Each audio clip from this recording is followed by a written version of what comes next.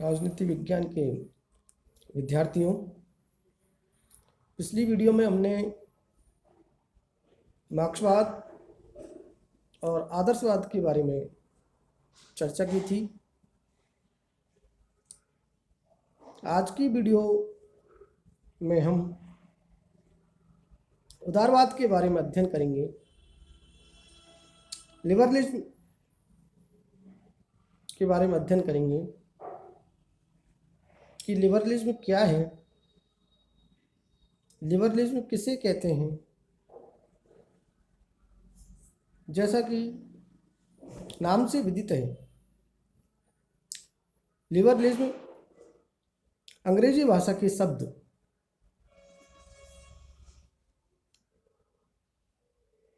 लिबरलिस, जो कि लैटिन भाषा में है, और इसका अर्थ स्वतंत्रता होता है। और स्वतंत्रता का संबंध व्यक्ति की स्वतंत्रता से है। अतः उदारवाद की संकल्पना स्वतंत्रता के विचार के साथ घनिष्ठ रूप से जुड़ी हुई है। विद्यार्थियों, यहाँ स्पष्ट कर पाना कठिन है कि उदारवाद क्या है, क्योंकि ये निश्चित विचारधारा नहीं है और न ही किसी विशिष्ट विचारक के साथ यह जुड़ी हुई है। इतना ही नहीं, यह किसी निश्चित काल के साथ भी इस विचारधारा का कोई संबंध नहीं है।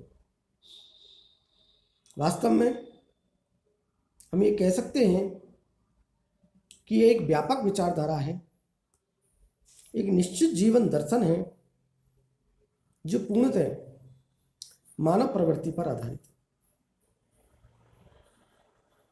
विद्यार्थियों, यदि हम इसके अर्थ को समझें तो हम ये कह सकते हैं कि उदारवाद क्या नहीं है। विद्यार्थियों, उदारवाद अनुदारवाद का भी विलोम नहीं है, क्योंकि अनुदारवाद परिवर्तन का विरोधी है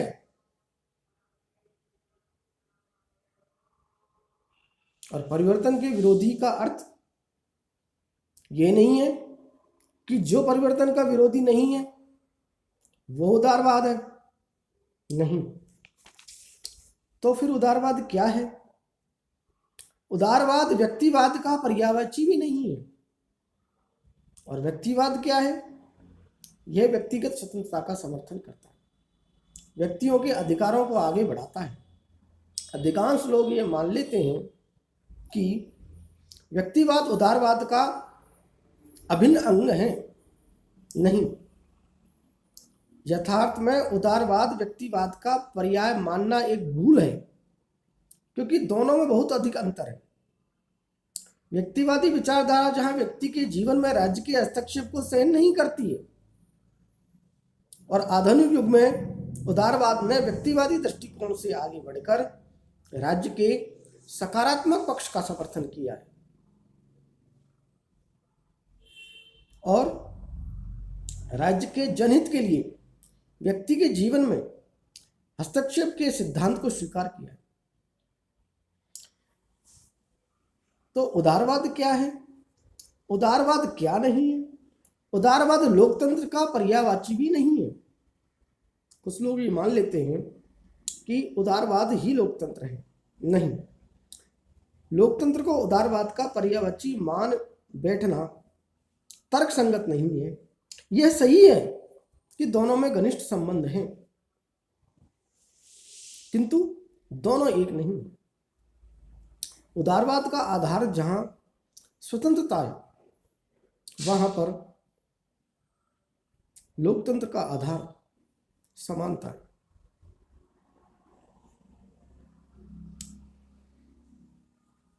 तो फिर उदारवाद क्या है?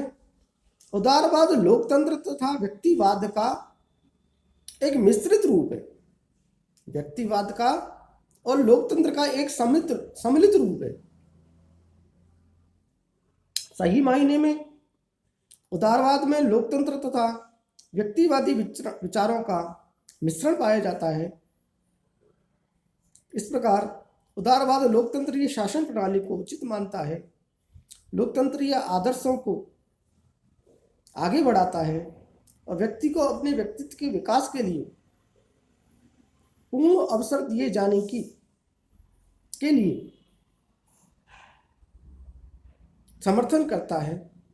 उदारवाद किसी प्रकार के अधिनायक तंत्र को स्वीकार नहीं करता है, चाहे फिर वो राजतंत्र की तानाशाही जैसी प्रणाली हो, चाहे वो समाजवादी शासन प्रणाली हो, जिसमें व्यक्ति के व्यक्तित्व को सामाजिक कल्याण के नाम पर बलिदान कर दिया जाता है। विद्यार्थियों, उदारवाद सामाजिक कल्याण की उपेक्षा नहीं करता है, पब्लिक वेलफेयर की उपेक्षा नहीं करता है, बल्कि इसे आगे बढ़ाता है। विद्यार्थियों, उदारवाद की उदय के विकास की यदि हम हिस्ट्री की चर्चा करें, इसकी ऐतिहासिक पृष्ठभूमि को देखें, तो हम यह कह सकते हैं कि इसकी विकास की यात्रा 14वीं शताब्दी से शुरू हुई। पुनर्जागरण का दौर जो इटली में शुरू हुआ और बाद में फ्रांस में, स्पेन में, जर्मनी में और यूरोप में फैल गया और धार्मिक चर्च के पारलौकिक दृष्टिकोण का जहाँ विरोध हुआ, व्यक्ति के संबंध में लौकिक दृष्टिकोण को अपनाया गया। इससे कला और साहित्य के क्षेत्र में चर्च के एकाधिकार का अंत हो गया। इसमें धार्मिक उपदेशों के स्थान पर मानवीय संवेदनाओं को प्रमुखता दी गई, जगह दी गई। दूसरा, धर्म सुधार। मध्य युग में पोप का धार्मिक क्षेत्र में आधिपत्य था और उसकी निरंकुशता का सभी जगह विरोध होने लगा। मार्टिन लूथर और काल्विन जैसे धर्म सुधारकों ने धार्मिक निरंकुशता का विरोध किया।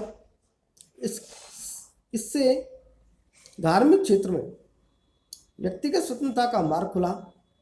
जैसा कि लास्की ने कहा कि धर्म सुधार के सिद्धांत तथा सामाजिक परिणाम व्यक्ति के लिए मुक्ति दिलाने वाले सिद्ध हुए। विद्यार्थियों, इसके अलावा निरंकुश शासन का विरोध, जब निरंकुश शासन का विरोध हुआ, इससे भी उदारवाद के लिए रास्ता खुला और 16वीं शताब्दी में, जहाँ 17वीं शताब्दी में यूरोप के देशों में जब निरंकुश राजतंत्र स्थापित हुए, तो ये राज्य अपनी उत्पत्ति का आधार देवी सिद्धांत को मानते थे, जिसमें राज्य असीम निरंकुश शक्तियाँ रखता था और इस दृष्टिकोण का विरोध होना स्वाभाविक था। जॉन लॉक, जेम्स मिल, हर्बर्ट स्पेंसर आदि विचारकों ने देवी सिद्धांत का और उसमें उत्पन्न निरंकुश शक्ति पर प्रहार किया और उन्होंने व्यक्तिगत स्वतंत्रता के सिद्धांत का प्रतिपादन किया और उदारवाद के मार्ग को खोल दिया। विद्यार्थियों, इसके अलावा जो औद्योगिक क्रांति हुई, औद्योगिक क्रांति के कारण भी उदारवाद के लिए मार्ग खुला। 18वीं शताब्दी में पश्चिमी यूरोप में औद्योगिक क्रांति हुई। नए उद्योगों की स्थापना से नए बाजारों और नए शहरों के निर्माण को बढ़ावा मिला। नई तरह के कौशल शिक्षा की आवश्यकता पैदा हुई। उद्योग और व्यापार के क्षेत्र में नए अवसरों के द्वार खुलने लगे। इसके कारण मध्य वर्ग का उदय हुआ और जिसने सामंतवाद के विशेषाधिकारों को चुनौती देना शुरू कर दिया। और मानव मात्र के अधिकारों जैसे स्वतंत्रता और समानता का नारा बुलंद होने लगा। उद्योगपतियों का एक वर्ग विकसित हुआ जिसने आर्थिक क्षेत्र पर नियंत्रण के साथ साथ राजनीतिक क्षेत्र पर भी नियंत्रण स्थापित कर लिया, प्रयास किया और धनी वर्ग धनवान बनने लगा और पूंजीपतियों ने उन समस्त नियमों और बंधनों का विरोध किया जो आधिकारिक संपत्ति प्राप्त करने में बाधक थे। और धीरे धीरे यह मान लिया गया कि व्यक्तियों के आर्थिक जीवन पर किसी प्रकार का नियंत्रण नहीं होना चाहिए। इस प्रकार आर्थिक स्वतंत्रता की भावना उदारवाद का आधार बनी। विद्यार्थियों, इस प्रकार इसकी यात्रा के चरण को समझने के बाद हम उदारवाद के जितने भी मूलभूत सिद्धांत हैं उन पर चर्चा करेंगे, उनको देखेंगे कि उनके मूलभूत सिद्धांत क्या है।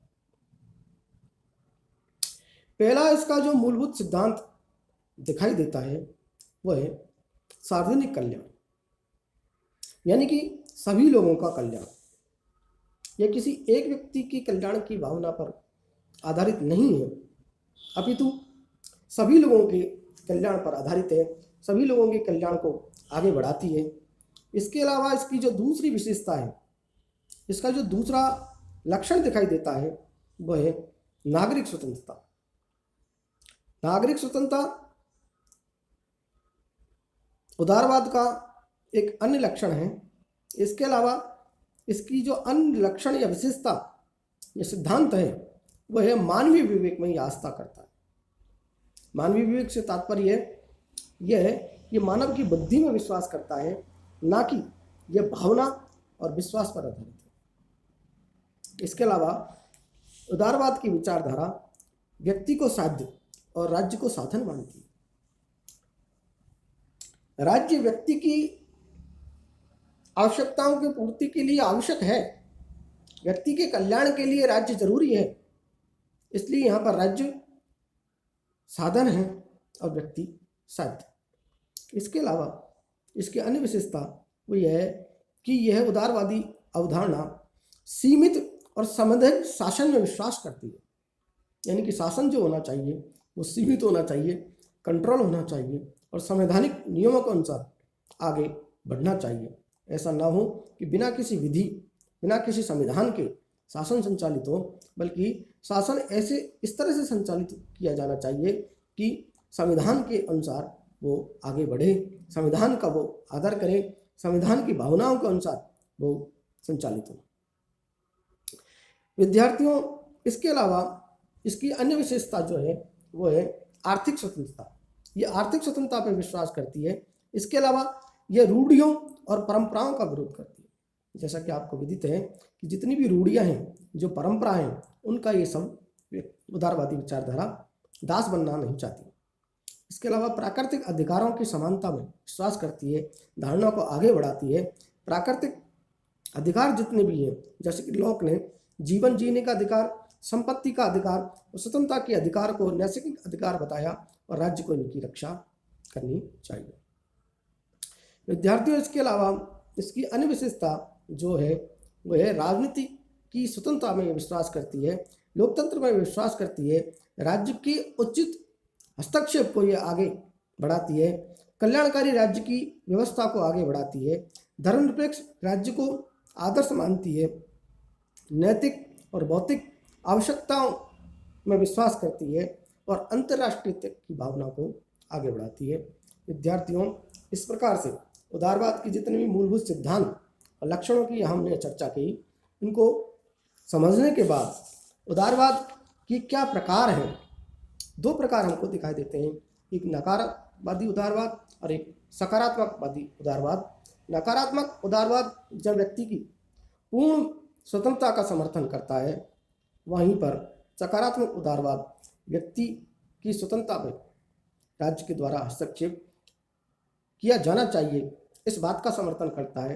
कहने का मतलब यह है कि नकारात्मक उदारवाद जहाँ व्यक्ति की पूर्ण स्वतंत्रता या राज्य पर व्यक्ति पर किसी प्रकार का राज्य द्वारा व्यक्ति पर किसी प्रकार का बंधन नहीं लगना चाहिए, इस बात का समर्थन करता है।